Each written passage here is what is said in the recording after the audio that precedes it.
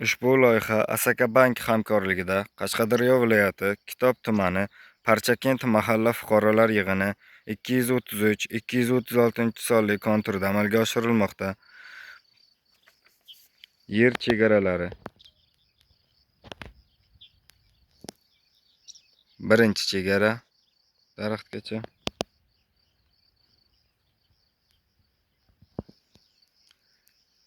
Ikkinchi chegara shu daraxtgacha.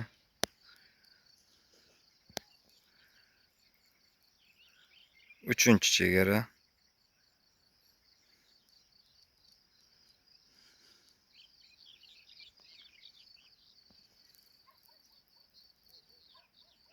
To'rtinchi chegaramiz.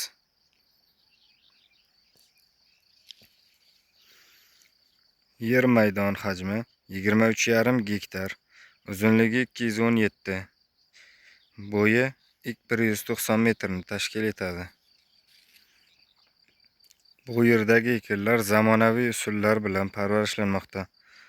Hozirda ekinlar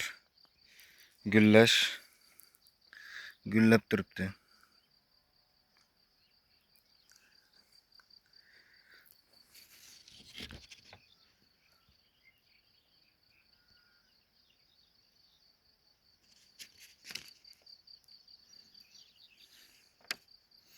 Ekinlar yetishtirish 90-95 kunni tashkil etadi. Yetishtirish jarayonida sug'oriladi, tabiiy va mineral o'g'itlar bilan oziqlantiriladi. Ushbu loyihaga 25 ta dehqon xo'jaliklari biriktirilgan. Har bir dehqon uchun o'rtacha 0,5 gektardan yer maydoni to'g'ri keladi. Loyihani samarali amalga oshirish uchun lider tadbirkorlar jalb qilingan. Ushbu loyiha bo'yicha har bir gektardan 20 tonna, jami 470 tonna hosil olish rejalashtirilgan.